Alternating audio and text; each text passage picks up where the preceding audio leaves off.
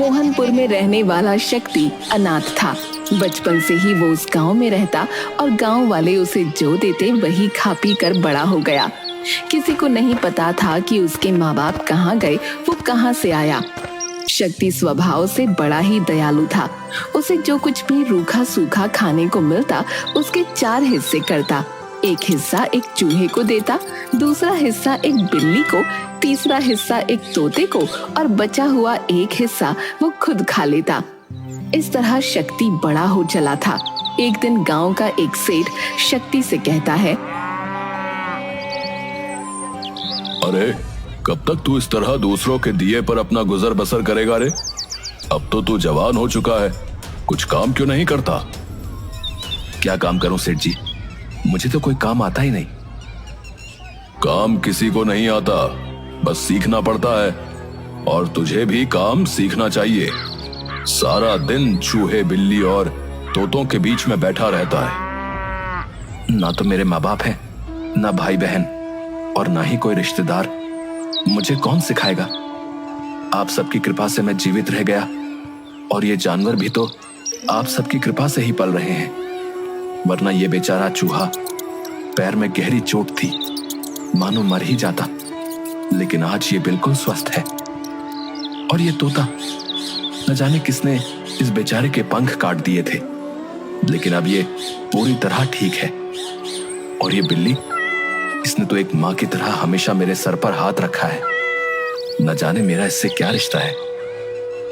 हाँ, तेरी ये कहानी हम बरसों से सुनते आ रहे हैं, लेकिन अब तुझे अपने साथ साथ इन जानवरों के भरण पोषण के लिए कुछ काम करना चाहिए। शक्ति शरीर से काफी कमजोर था। वो मेहनत का काम नहीं कर पाता था और पढ़ा लिखा न होने के कारण उसे कोई दूसरा काम भी नहीं आता था। वो गांव के लोगों के छोटे मोटे काम कर दिया करता, लेकिन उसके बदले कोई उसे पैसे नहीं देता था। लोग बस अपने घर का बचा हुआ खाना उसे दे दिया करते थे। एक दिन शक्ति अपने तीनों दोस्तों से बातें कर रहा होता है। दोस्तों, मुझे अपने जीवन से किसी चीज की इच्छा नहीं है, लेकिन अब ऐसा लगता है कि गांव वालों का बचा खाना भी हमारे हिस्से में नहीं है। शायद इस गांव में हमारा दाना पानी इतने ही दिनों का था। मैं सोच रहा हूं कि किसी और गांव चला जाऊं और काम ढूंढने की कोशिश करूं, लेकिन मैं तुम सबको अपने साथ नहीं ले जा सकता। इसलिए मैं तुम सबके रहने का ठिकाना यहीं पर कर देता हूं। शक्ति चूहे को ले जाकर सेठ के गोदाम में छोड़ देता है, जहां उसे अनाज की भरी हुई बोरियां दिखती हैं। चूहा अपना पूरा जीवन उस गोदाम में रहकर गुजार सकता था। उसे कभी खाने की कमी नहीं होती। चूहा बड़ा खुश होता है और मनुष्य की आवाज में शक्ति से कहता है, मित्र, तुमने तो मेरे पेट भरने का इंतजाम कर दिया है, अपना ध्यान रखना। अरे, तुम इंसानों की तरह बोल सकते हो? हाँ, मैं तुम्हारी सारी बातें सुन भी सकता हूँ और बोल भी सकता हूँ। एक बात ध्यान से सुनो, तुम्हें जब भी मेरी जरूरत हो बस आंखें बंद करके मुझे दिल से याद करना, मैं तुम्हारे सामने आ जाऊंगा। ठीक है मित्र, तुम बस अपना ध्यान रखना, मैं चलता हूँ। शक्ति अब बिल्ली को लेकर गांव के सबसे बड़े हलवाई के घर के पीछे छोटे से जंगल में जाता है और बिल्ली से कहता है, मित्र, अब तुम रोज रात के समय इस हलवाई के घर जाना और दूध दही जो मिले वो खाकर वापस आ जाना। सिर्फ मेरी एक बात का ध्यान रखना कि दिन के समय उसके घर कभी मत जाना और रात को अपना ध्यान रखकर ही जाना। तभी बिल्ली भी इंसान की आवाज में बोलती है, तुम्हारा बहुत बहुत शुक्रिया मित्र, तुमने मेरा बहुत ध्यान रखा। तुम्हें जो भी मिलता था हमेशा हम सबके साथ खाया। तुम अपना ध्यान तो रख सकोगे। अरे, क्या तुम भी चूहे की तरह बोल सकती हो? हाँ, सिर्फ मैं और चूहा ही नहीं, तोता भी तुम्हारी भाषा में बात कर सकते हैं। हम तीनों तुम्हारी बातों को समझते भी हैं। तुम अपना ध्यान रखना और जब भी जरूरत हो आंखें बंद करके मुझे याद कर लेना, मैं तुम्हारे सामने आ जाऊंगी। शक्ति बिल्ली से विदा लेता है और तोते को लेकर नदी के पास जाता है। मित्र, मैं जानता हूँ कि तुम भी चूहे और बिल्ली की तरह ही बोल सकते हो और मेरी हर बात समझते भी हो, इसलिए तुम भी अपना ध्यान रखना, शिकारी से बचकर रहना। शुक्रिया मित्र, तुमने इतने सालों हमारी रक्षा की, हमें संभाला, परंतु अपना ध्यान रखना और जब भी जरूरत हो अपनी आंखें बंद करके दिल से हमें याद करना, हम तुम्हारे सामने आ जाएंगे। शक्ति अपने मित्रों से विदा लेकर आगे बढ़ता है और ये सोचता है कि मुझे काम तो आता नहीं, मैं करूँगा क्या। तभी उसे गांव में आने वाले सपेरे की याद आती है। वो सपेरे के पास जाता है और उससे कहता है, क्या आप मुझे कुछ काम सिखा सकते हैं या कुछ काम दे सकते हैं? तुम क्या काम कर सकते हो? मेरा काम तो बड़ा जोखिम का है, इसे सीखने में बहुत समय लगता है। सांपों को पकड़ना, उनके जहरीले दांत निकालना बड़ा मुश्किल काम है, इसमें जान भी जा सकती है। बिना भोजन की भी तो जान जा ही सकती है। ठीक है, अगर तुम यही चाहते हो तो तुम मेरे साथ रह सकते हो। कुछ समय तक शक्ति सपेरे के साथ रहता है और काम सीखने की कोशिश करता है, लेकिन अपने दया भाव की वजह से उसे सांपों को जंगल से पकड़कर लाना और उनके दांत निकालकर उन्हें कैद करना बिल्कुल पसंद नहीं आ रहा था। एक दिन वो अकेला ही सांप पकड़ने जंगल में जाता है और एक सांप को पकड़ भी लेता है। तभी उसके मन में दया भाव जागृत होती है और वो उस सांप को वापस जंगल में छोड़ देता है। तभी सांप बोल पड़ता है, मुझे इस जंगल में मत छोड़ो, मैं बहुत बूढ़ा हो चुका हूँ। अगर तुम मुझे यहाँ छोड़कर जाओगे तो इस जंगल के जानवर मुझे खा लेंगे, क्योंकि मैं अब भाग भी नहीं सकता। क्या तुम भी इंसानों की तरह बोल सकते हो? हाँ, मैं तुम्हारी तरह बोल सकता हूँ। लेकिन मैं तुम्हें कहां पर छोड़ूं जहां तुम सुरक्षित रहोगे? तुम ही मुझे कोई ऐसी जगह बता दो। तुम मुझे लेकर जंगल में पूर्व दिशा की ओर चलो। शक्ति सांप को लेकर जंगल की पूर्व दिशा की ओर बढ़ता है और तभी उसे एक गुफा दिखाई देती है, जिसे देखकर सांप शक्ति से कहता है, तुम मुझे इस गुफा के पास छोड़ दो और मेरी पूंछ को कसकर पकड़ना। अब ठीक है। शक्ति सांप को गुफा के पास छोड़ देता है और उसकी पूंछ को कसकर पकड़ लेता है। सांप की पूंछ के सहारे वो उस गुफा के अंदर सरकता जाता है और कुछ देर के बाद वो एक अनोखी दुनिया में पहुंच जाता है, जहां बहुत सुंदर फूल, पेड़, झरने, नदी, सब कुछ बहुत सुंदर था। वहीं पास में एक बहुत बड़ा सुंदर महल भी था। सांप अपनी केंचुली छोड़ता है और एक सुंदर से राजकुमार के रूप में शक्ति के सामने खड़ा हो जाता है। अब तुम कौन हो और तुमने अपना रूप कैसे बदला? मैं एक इच्छाधारी सर्प हूँ और इस सर्प नगरी का मंत्री भी हूँ। तुम मेरे साथ इस महल के अंदर चलो। शक्ति उस युवक के साथ महल के अंदर जाता है, जहाँ पर सर्पराज विराजमान होते हैं। महाराज की जय हो। महाराज, आज तो मैं बहुत बुरी तरह फंस गया था।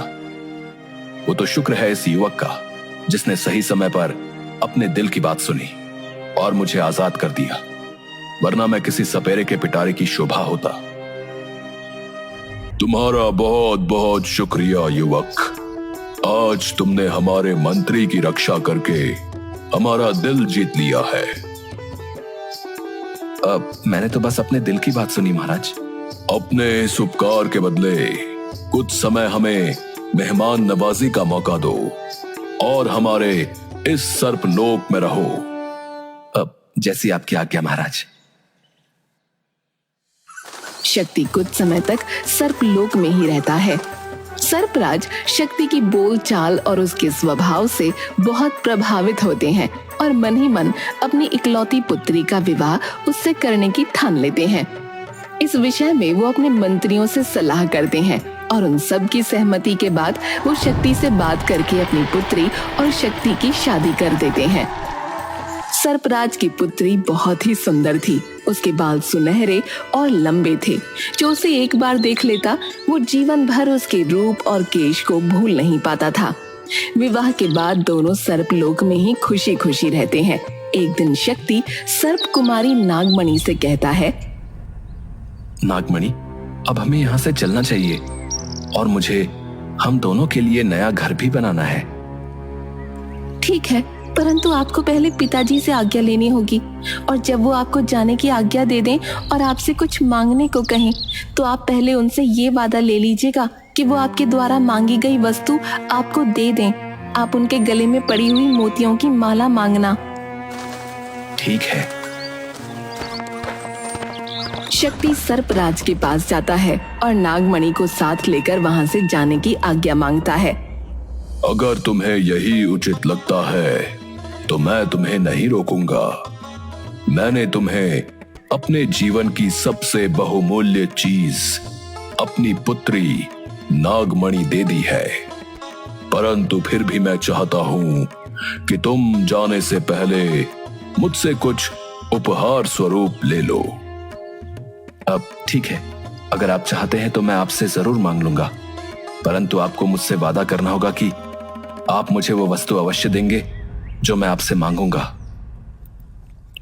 मैं तुमसे वादा करता हूं। बताओ तुम्हें क्या चाहिए? मुझे आपके गले की मोतियों की माला बहुत अच्छी लगती है। अब क्या आप मुझे उपहार स्वरूप ये दे सकते हैं? बिल्कुल दे सकता हूं। सर्पराज अपने गले में पड़ी हुई मोतियों की माला निकालकर शक्ति को दे देते हैं। शक्ति और नागमणि पिता से विदा लेकर सर्पलोक से बाहर पृथ्वी लोक पर आ जाते हैं। पृथ्वी लोक पर आने के बाद नागमणि शक्ति से कहती है, अब हम कहाँ जाएंगे? आपके पास तो कोई घर भी नहीं है। चिंता ना करो, मैं बहुत मेहनत करूंगा और हमारे लिए एक बहुत सुंदर घर बनाऊंगा। आपको कुछ करने की जरूरत नहीं है। आप मुझे पिताजी की दी हुई वो मोतियों की माला दे दीजिए। शक्ति मोतियों की माला नागमणि को देता है। नागमणि मोतियों की माला पर जल का छिड़काव करती है और हाथ जोड़कर विनती करती है, हे अमूल्य माला, आप मेरे और मेरे पति के लिए एक बहुत सुंदर सा महल बना दीजिए और हर सुख सुविधा से पूरी तरह से वो संपूर्ण हो, जहाँ किसी चीज की कोई कमी ना हो। नागमणि के प्रार्थना करते ही वहां पर एक बहुत सुंदर सा महल बन जाता है, जहाँ सब कुछ होता है। नागमणि और शक्ति उस महल में खुशी खुशी रहते हैं। एक दिन नागमणि अपने महल की खिड़की पर खड़ी होकर अपने बालों को सुखा रही होती है। तभी उसके कुछ बाल टूटकर महल के पास बह रही नदी में चले जाते हैं और उन बालों को एक मछली निगल जाती है। मछुआरे नदी में मछलियां पकड़ रहे होते हैं और वो मछली भी उनके जाल में फंस जाती है। मछुआरे मछलियों को पास के राज्य के राजा के पास उपहार स्वरूप भेंट कर देते हैं। महाराज की जय हो। महाराज, आज हमने बहुत सारी मछलियां पकड़ी हैं और उपहार स्वरूप हम आपको ये भेंट करना चाहते हैं। हम तुम्हारा उपहार स्वीकार करते हैं। आज हम भोजन में यही खाना पसंद करेंगे। राजा के आदेश पर रसोइया उन मछलियों को काटकर पकाने की तैयारी कर रहा होता है। तभी एक मछली के पेट से उसे नागमणि के सोने के बाल मिलते हैं, जिसे ले जाकर वो महाराज के सामने प्रस्तुत करता है। महाराज, हमें मछली के पेट से सोने के बाल मिले हैं। ये तो किसी स्त्री के बाल लगते हैं। जिस स्त्री के बाल स्वर्ण के होंगे वो खुद कितनी सुंदर होगी, उसका रूप कितना अनोखा होगा। मंत्री जी, आप पता लगाइए कि ये सोने के बाल किसके हैं, क्योंकि मैं उस स्त्री को अपने राज्य की महारानी बनाना चाहता हूं। जैसी आज्ञा हो महाराज। मंत्री अपनी सेना के साथ पता लगाने जाते हैं कि तभी महाराज के सामने एक कुबड़ी स्त्री आती है और वो महाराज से कहती है, महाराज, सोने के बाल तो सिर्फ सर्पलोक की राजकुमारी के हैं और वो तो सर्पलोक में रहती है। वो पृथ्वी लोक पर कैसे आ सकती है? महाराज उसे सारी बात बताते हैं। महाराज, आप मुझे 100 मोहरें और 10 सैनिक दे दीजिए। मैं बहुत जल्दी ही इसके बारे में पता लगाकर आपके पास वापस आती हूँ। महाराज कुबड़ी स्त्री को 100 मोहरें और 10 सैनिक दे देते हैं। वो स्त्री मछुआरों के पास जाती है और उनसे पूछती है कि वो मछलियाँ कहाँ से पकड़कर लाए थे। मछुआरे उसे नदी के बारे में बताते हैं जहाँ से उन्होंने मछलियाँ पकड़ी थीं। वो सेना के साथ नाव में सवार होकर उस नदी के एक किनारे से दूसरे किनारे की ओर सफर करना शुरू करती है। 2-3 दिनों के बाद उसे नदी के पास एक सुंदर और भव्य महल दिखाई देता है। मैं जब तक वापस नहीं आती तब तक तुम सब मेरा यही इंतजार करना। चाहे कुछ भी हो जाए, यहाँ से जाना नहीं। वो आसपास पता करती है तो उसे पता चलता है कि उस महल में एक बहुत ही सुंदर स्त्री रहती है जिसके बाल सोने के हैं। कुबड़ी स्त्री समझ जाती है कि ये सर्पराज की पुत्री ही है। वो महल के अंदर जाती है। तुम कैसी हो नागमणि? कितने समय बाद मैंने तुम्हें देखा। मैं आपको नहीं पहचानती। आप कौन हैं? मैं तुम्हारी बुआ हूँ, तुम्हारे पिता की बहन। बहुत वर्षों पहले मैं इस पृथ्वी लोक पर आ गई थी और तब से यहीं पर रह रही हूँ। मुझे जैसे ही पता चला कि तुम यहाँ पर हो, मैं तुमसे मिलने चली आई। नागमणि उस स्त्री को नहीं पहचानती थी, लेकिन उस कुबड़ी स्त्री ने सर्पलोक की बहुत सी बातें नागमणि को बताईं, जिसके बाद नागमणि को लगा कि हाँ, ये मेरी बुआ हो सकती है जो बहुत सालों से पृथ्वी लोक पर है, जिसके कारण मैं इन्हें नहीं पहचानती। शक्ति भी वहाँ आ जाता है। ये मेरी बुआ है जो बहुत वर्षों से पृथ्वी लोक पर ही रह रही हैं। प्रणाम बुआ जी। सुखी रहो बच्चा, बहुत सुखी रहो। अगर तुम्हारी अनुमति हो तो मैं क्या कुछ समय के लिए तुम दोनों के साथ यहाँ रह सकती हूँ? वो क्या है ना कि मैं बहुत समय बाद नागमणि से मिली हूँ, तो इससे जी भरकर बातें करना चाहती हूँ। आपको अपनी पुत्री के साथ रहने के लिए मेरी अनुमति की आवश्यकता नहीं। आप जब तक चाहें यहाँ खुशी खुशी रह सकती हैं। वो कुबड़ी स्त्री कुछ समय के लिए नागमणि और शक्ति के साथ महल में रहने लगती है और इस बीच बातों बातों में उनसे सर्पलोक और पृथ्वी पर आने की कहानी और शक्ति के सर्पलोक में जाने और उसके पहले की सारी बातें पता कर लेती है। एक दिन शक्ति महल से बाहर गया होता है। कुबड़ी स्त्री नागमणि से कहती है, पुत्री चलो आज घूमने चलते हैं। बुआ, हम कहाँ जाने वाले हैं? यहीं पास में बहुत सुंदर वन है और बहुत सुंदर नदी है। मैं तुम्हें नौका विहार के लिए भी ले जाऊंगी। नागमणि कुबड़ी स्त्री के साथ निकल पड़ती है। थोड़ी दूर जाने के बाद, अरे पुत्री, मैं तो अपने पैरों की पादुका ही पहनना भूल गई। तुम यहीं पर रुको, मैं अभी पादुका पहनकर वापस आती हूँ। ठीक है बुआ, मैं यहीं पर आपकी प्रतीक्षा करूंगी। कुबड़ी स्त्री महल में वापस जाती है और मोतियों की माला चुराकर अपनी चरण पादुका पहनकर वापस नागमणि के पास आ जाती है। चलो पुत्री, अब हम थोड़ी देर नौका विहार के लिए चलते हैं। हाँ बुआ, मैंने बहुत समय से नौका विहार नहीं किया। दोनों नौका में बैठ जाते हैं। कुबड़ी स्त्री अपने साथ आए हुए सैनिकों को इशारा कर देती है और वो नौका को तेजी से नदी के दूसरे तट की ओर ले जाने लगते हैं। नागमणि को कुछ सही नहीं लगता। हम कहाँ जा रहे हैं बुआ? और ये लोग इतनी तेज नौका क्यों चला रहे हैं? चुपचाप इस नौका में बैठी रहो और शोर मचाने या कुछ करने की जरूरत नहीं है, क्योंकि तुम्हारी रक्षा करने यहाँ कोई नहीं आएगा। नागमणि समझ जाती है अब यहाँ चिल्लाने या कुछ कहने का कोई फायदा नहीं, क्योंकि उसकी आवाज सुनने वाला यहाँ कोई भी नहीं। कुछ समय में वो कुबड़ी स्त्री और सैनिक नागमणि को लेकर राजा के पास पहुंच जाते हैं। महाराज, ये रही आपकी सोने के केश वाली स्त्री। इसका नाम नागमणि है। हम तुम्हारे काम से बहुत प्रसन्न हुए। बताओ तुम्हें क्या चाहिए? महाराज, इस अनमोल स्त्री के बदले मैं आपसे क्या मांग सकती हूँ? महाराज कुबड़ी स्त्री को बहुत सा धन, सोने चांदी, जेवर, हीरे जवाहरात देकर वहाँ से भेज देते हैं। परंतु कुबड़ी स्त्री जादुई मोतियों की माला के बारे में राजा को कुछ नहीं बताती और वहां से चली जाती है। दूसरी तरफ नागमणि को पूरा विश्वास था कि शक्ति उसे ढूंढता हुआ बहुत जल्द उसके पास आ जाएगा, क्योंकि वो जानती थी कि शक्ति के पास मोतियों की जादुई माला है। राजा नागमणि के पास आता है। तुम्हें किसी बात से डरने की जरूरत नहीं है। मैं सिर्फ इतना चाहता हूँ कि तुम खुशी खुशी मेरे साथ इस राज्य की महारानी बनकर रहो। मुझे ये स्त्री धोखे से यहाँ लाई है, परंतु आपके स्वभाव से मैं प्रभावित हुई। मैं आपसे सिर्फ एक विनती करना चाहती हूँ। अगर आपको उचित लगे तो क्या आप मेरी एक इच्छा पूरी कर सकते हैं? बताओ, तुम्हारी क्या इच्छा है? हम जरूर पूरी करेंगे। मैं सिर्फ इतना चाहती हूँ कि आप 6 महीने तक मेरे पास आने की कोशिश मत कीजिए, और 6 महीने के बाद आप जैसा चाहेंगे मैं वैसा ही करूंगी। महाराज तो नागमणि के रूप पर पहले ही मोहित हो चुके थे।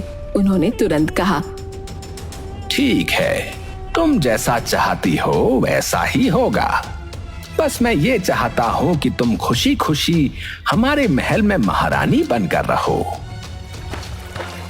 दूसरी तरफ शक्ति जब अपने महल में वापस आता है तो नागमणि उसे वहां नहीं दिखती, और जब वो मोतियों की माला को ढूंढता है तो वो भी उसे नहीं मिलती। वो समझ जाता है कि ये सब उस कुबड़ी स्त्री का ही काम है। वो नागमणि को ढूंढने की बहुत कोशिश करता है, लेकिन उसे कुछ पता नहीं चलता। 2-3 दिन के बाद वो खुद से बोलता है, न जाने मेरी नागमणि कहाँ होगी और किस हाल में होगी। ये सारी मेरी गलती है जो मैंने उस दुष्ट कुबड़ी स्त्री पर विश्वास किया। जादुई मोतियों की माला भी वही लेकर गई होगी, लेकिन अगर वो नागमणि के पास होती तो अब तक नागमणि वापस आ चुकी होती। मैं क्या करूं? किससे मदद मांगूं? वो रोने लगता है। तभी उसे अपने मित्रों की याद आती है। वो अपनी आंखें बंद करके अपने मित्र चूहा, बिल्ली और तोते को याद करता है। क्षण में वो तीनों शक्ति के सामने खड़े होते हैं। क्या बात है मित्र, तुम बहुत उदास लग रहे हो। मित्रों, मैं बहुत मुसीबत में हूँ। मेरी पत्नी नागमणि कहीं खो गई है और मेरे पास जो जादुई माला थी वो भी खो गई है। मैं सिर्फ अपनी पत्नी को वापस पाना चाहता हूँ। क्या तुम तीनों मेरी नागमणि को ढूंढने में मेरी मदद कर सकते हो? तुम बिल्कुल फिक्र मत करो, हम सब मिलकर नागमणि को जल्दी ढूंढकर वापस ले आएंगे। तीनों मित्र आपस में सलाह करते हैं और निर्णय लेते हैं कि तोता उड़ सकता है और वो दूर दूर तक जाकर नागमणि का पता आसानी से लगा सकता है। ठीक है, तुम सब यहीं पर मेरा इंतजार करना। मैं नागमणि का पता लगाकर जल्दी वापस आता हूँ।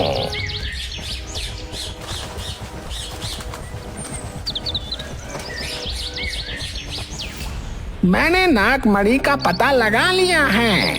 वो पास के ही राज्य के राजा के महल में है, परंतु मैंने उसके गले में वो मोतियों की माला नहीं देखी। वो मोतियों की जादुई माला उस कुबड़ी स्त्री ने चुराई होगी।